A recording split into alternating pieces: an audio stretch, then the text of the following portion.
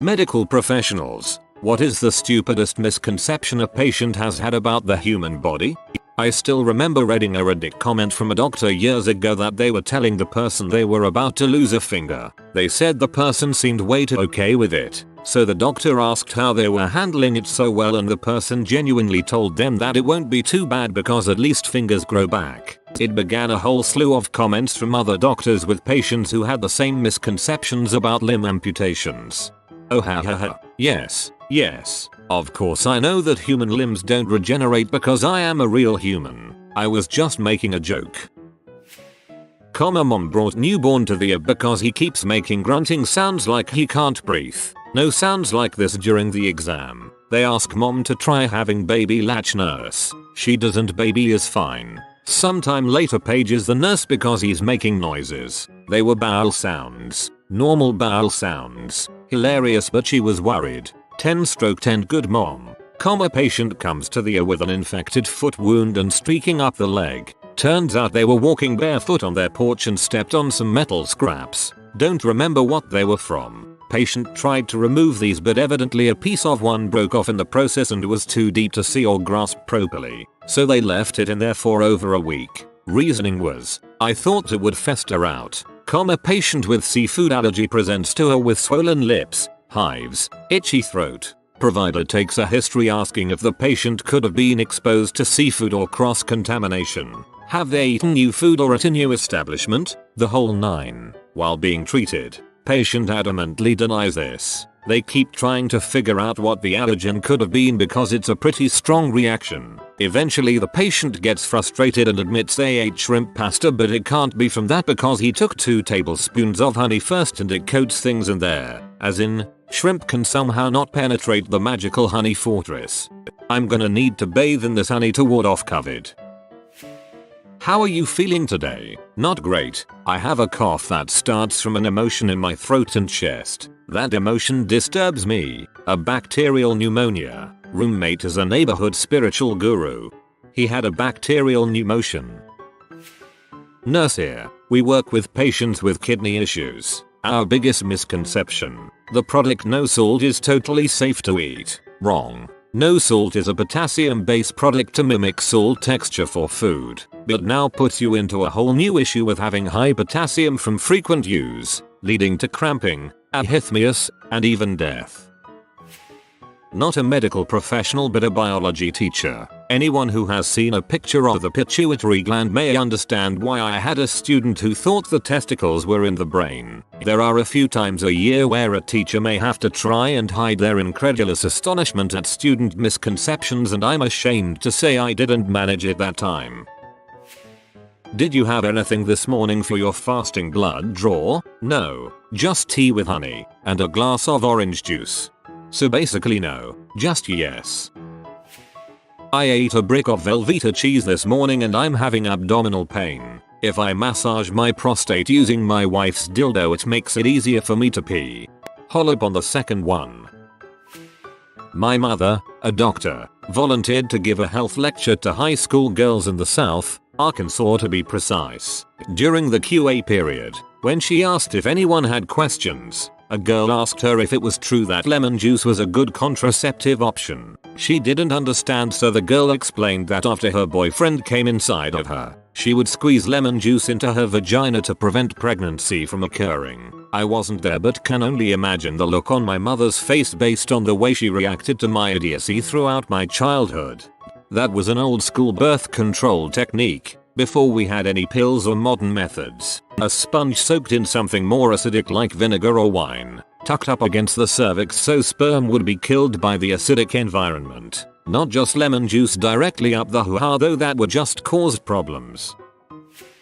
Wanting a wheelchair to be made wider, but not wanting it to actually be wider. A client comes to my wheelchair clinic saying the chair got too small. They gained weight but want to blame the wheelchair. And could I get them a wider one? I can actually adjust the current one, but just before I get the toolbox I ask about any narrow doors. Turns out the current setup only just fits through her front door. If I make it even 1 inch wider she won't be able to get in her house. Took a while to get her to understand that widening the chair does indeed widen the chair. And no, I can't widen the seat without widening the overall width. I've had many others from wheelchair clinic. I accidentally told the parents of a 6-year-old non-verbal, not independently mobile child with global developmental delay that she would never be normal. They thought developmental delay meant she'd catch up eventually, like the difference between a train being delayed or cancelled. I had to clarify and explain their daughter would never live independently because apparently everyone assumed they knew and never explicitly told them.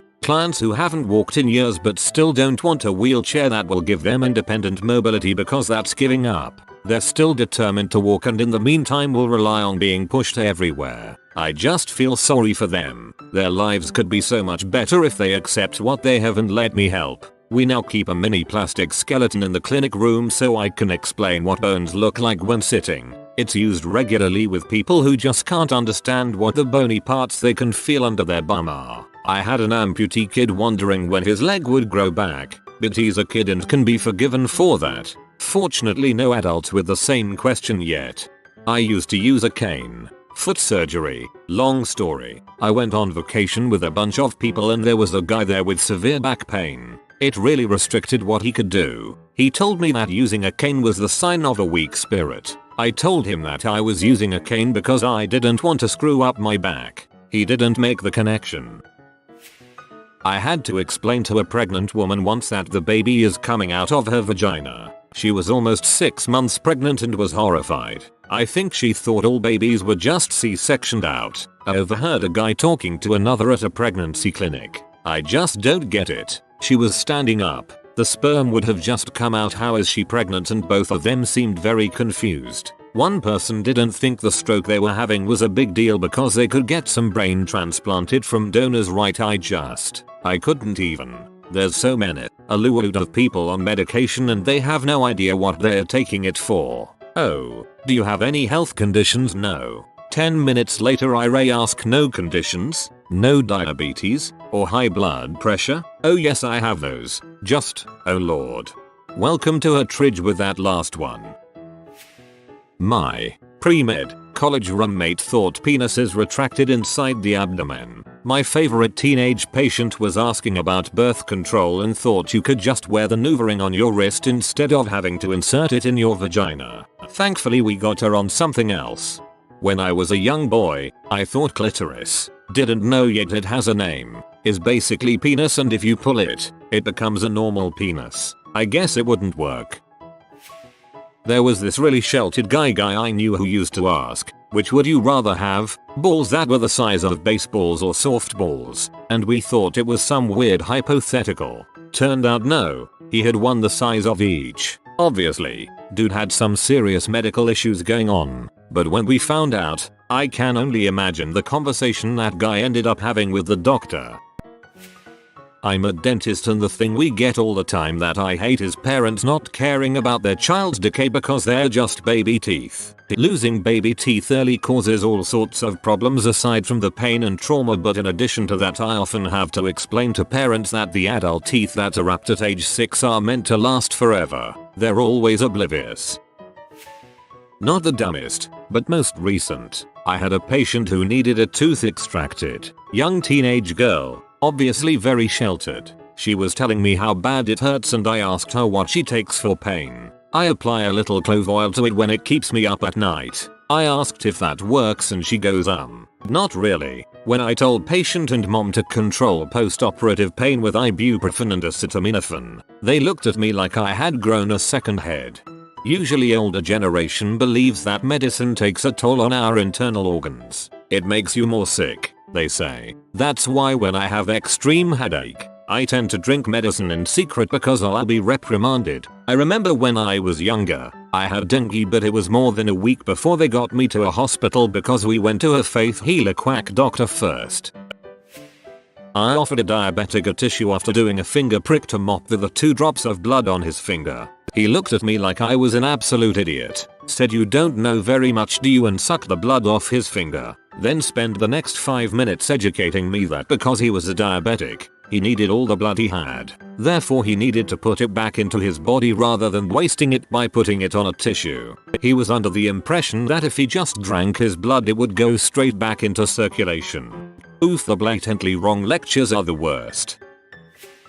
My mother asked me once, completely serious, why brain transplants were not possible. She didn't understand why if you had an inoperable brain tumor they couldn't just pop a new one in there like it was a heart or liver. I tried to explain to her that it wouldn't be the same person, but she just stared at me blankly. I love my mother, but oof, that was probably one of the stupidest conversations I've ever had.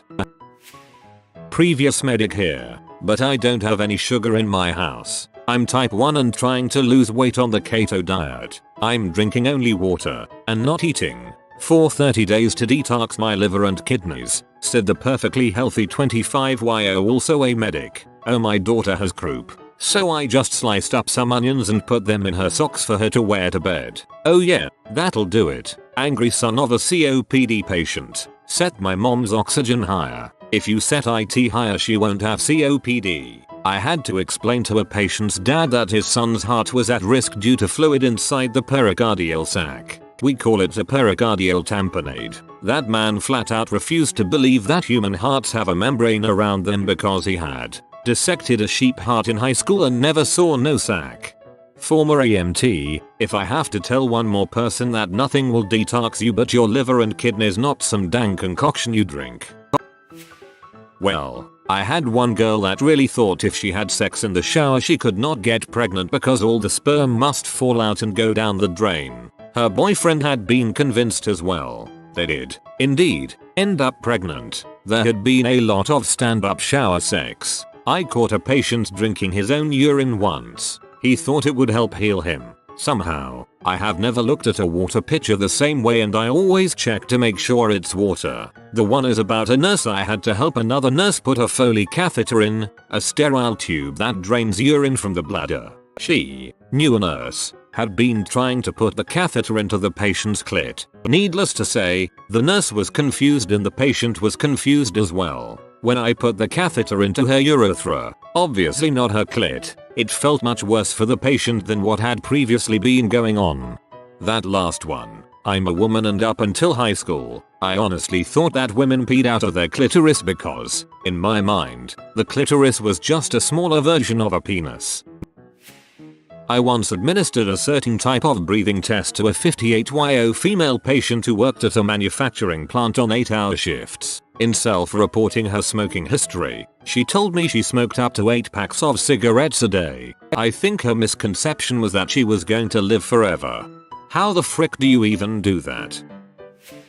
I'm a veterinarian and I can't tell you how many nipples I have diagnosed. P.S. Sorry that's not humane body, but thought it was fun to share. My favorite vet story along this line is from a friend who owned rats. She took her rat in one time for abdominal tumors. It was his balls. Male rats, as I'm sure you've seen, have massive balls. My favorite was a patient calling my department 3 times with concerns about having to abstain from taking her blood pressure medication prior to an exercise treadmill stress test. She's afraid one misdose of her metoprolol would give her a heart attack. She is very concerned because her blood pressure is so high these days. So I asked her if she's taking all her prescribed doses. She said she's supposed to take it twice a day, but often she only takes it in the morning, and only half of what her doctor ordered. So effectively this lady was taking 1/4 of her BP med and couldn't figure out why her pressure isn't under control.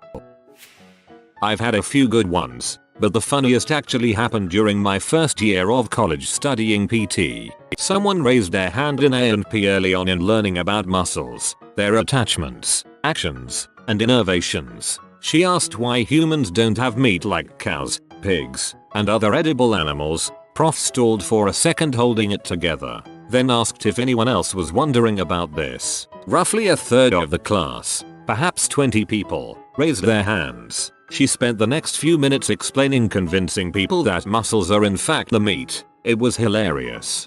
I honestly think that most people subconsciously prefer not to bridge that mental gap. It's simpler to see meat as an industrial product than as an organ coming from a living thing. Not me, but my sister, currently in residency. She was with a patient who had a severe pain in her thigh. They screened her, ran thousands of tests and nothing came out of it. They later found out she had a bullet in her arm but that it had hit her from behind, so it couldn't be seen when she lay down on her back. She thought her thigh was in her arm. I seriously do not get how they didn't find it since this is more common in situations, but I guess mistakes slip through sometimes. This is why I always ask patients to point to the pain with one finger. Patients call body parts all kinds of crazy non-anatomical names.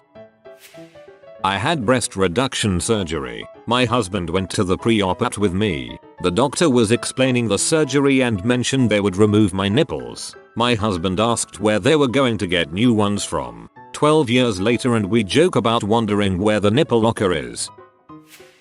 I've had male patients in my audiology clinic tell me they have fallopian tube issues. Perhaps I shouldn't assume they mean eustachian tube issues, but I do.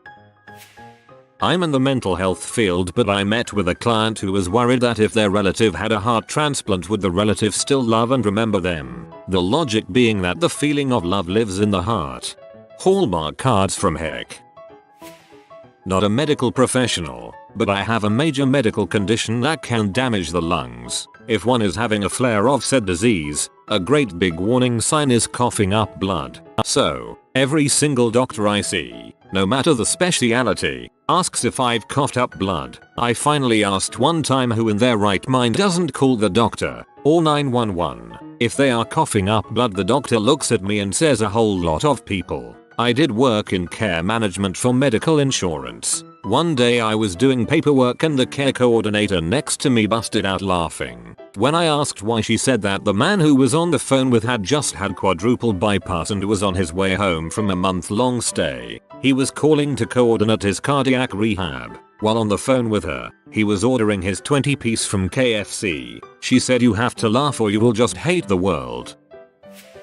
I'm training to be a midwife, and once met an expectant father who panicked when he heard that his daughter was breech because he thought this meant that she was going to come out of his wife's ass. Actually took a chunk out of the inside of my cheek, trying not to laugh. I explained to several women over my medical career that they do not pee out of their vaginal canal. A few did not believe me. I knew a guy who legitimately thought that he could tell how loose a woman was, never mind that statement, even by how loudly she peed, because women pee from the vagina. He was married and in his 30s with kids. Not a medical professional, but I was at the hospital after an injury and another patient who just had his left leg amputated asked the doctor how long it would take for it to grow back. I thought he was joking and chuckled. He shot an angry look at me and I realized he was serious. OMG, I am so sorry for the doctor who had to tell him. Can't imagine that. I was getting dressed for a hunt with my EMT friend and he goes, "Dude, you've got a hernia." I was like, "No, I'm just growing an outie." He then proceeded to tell me how dumb I am. A few months later I had hernia surgery, SMH. This isn't so much a misconception about the human body, but when I was a nurse, a common misconception from patients was that I was testing their urine for drugs, and that I would call the police or report to their employer that they popped positive for something. If this has ever been you, know that it is illegal for us to disclose a drug test performed for medical purposes to anyone without your permission, including the police, aside from litigious situations when it's required. If the police brought someone in handcuffs and wanted a drug and alcohol test, it was a whole lot of paperwork, and if I remember correctly, they needed a court order. Also, I do not give a crap if you do drugs. Just tell me the truth so I can help you, and so I don't accidentally give you something that could interact with what you've taken and make things worse. The conversation stays between us and the doctor, and I can assure you we don't give a frick and we would be fired for disclosing that information to anyone without your permission. Here is the fastest way to suss that out. I'm not your mom, a judge, a cop, or a priest. I don't care. The only reason I need to know is so that I don't accidentally kill you by giving you something that doesn't jive with whatever you took. I had to explain to a couple 45 plus that treating the wife's yeast infection only but continuing to have sex without treating the husband would result in them both having a yeast infection. A young, talking maybe 17 years old, that feeding their neonate powdered milk was not the same as formula and that they were starving the baby. So many. So many. I had a family feeding their newborn only chamomile tea because the baby had a cold and they thought the tea would heal them. Baby ended up in the hospital from severe malnutrition. Had a mother ask if it was true that the soft spot of her baby's head was like a whale blowhole that he could breathe out of. Apparently her own mother had told her that. Shoulder rehab after surgery on recurrent instability. Range of motion was not improving, so I ask if the patient is in pain. Oh no, but I can't move my arm past 90 degrees because I feel the screws the surgeon put in and I don't want to break them by forcing the movement. It was the acromion bone. After a visual explanation, flexion magically went up to 120 degrees. Maybe the surgeon could have explained the procedure better, but sometimes I spend entire sessions repeating the same thing only to have patients ask me the same question over and over again. Health-related beliefs and fears hold tight in our brains. Working in an ER as a nurse practitioner, I had a patient's granddaughter, who was pregnant, ask me if she dyed her hair would it also dye her baby's hair. Made my day. There are people who legit believe that using hair dye, during your period or otherwise, versions vary, will alter the color of your blood, among other things. It's a bit painful how common this type of thinking is. Can you email me my medications? Sure, I can send them electronically to any pharmacy you want. Number. Skip the pharmacy. Ain't there some fancy schmancy way now you can send an email of some kind, and I just print it out and eat it, or I scan it with my phone and listen to it with headphones or some or other? I'm afraid not, sir. You know, one day we will look back on this comment and laugh as we print out our daily vitamins. Obligatory, not a medical student, but for years my periods or right before them were downright awful for me. Not necessarily in the pain sense, though that hurt too, but because the week beforehand I'd completely changed from my normal mood to extreme suicidal depression and would self-harm due to the absolute distress my body felt. Like, it was almost like I could physically feel myself turn grey. I would bang my head against walls, hit things, etc. if only to break the feeling of this extreme distress. Like, the only thing I can liken it to is that one scene in the Green Inferno where the guy is tied up, drenched in honey, and thousands of ants eat him alive. I would feel it under my skin to the point where I wanted to rip my skin off and turn it inside out to get the ants out. Anyway, after I turned 18 I brought it up with a doctor who immediately paused, looked at me wide-eyed as I rationalized it was probably nothing because everyone has period troubles, and he was like, no, that's not anywhere near how that's supposed to happen. I was diagnosed with PMDD, premenstrual dysphoric disorder. I used to take retinal photos to look for diabetic retinopathy. When I would call to make appointments, more than once a patient said, well, I just saw the proctologist. No sir, these are retinal photos, not rectal photos. If you are new to the channel, you can subscribe. I publish new videos every day. Until then, check another video.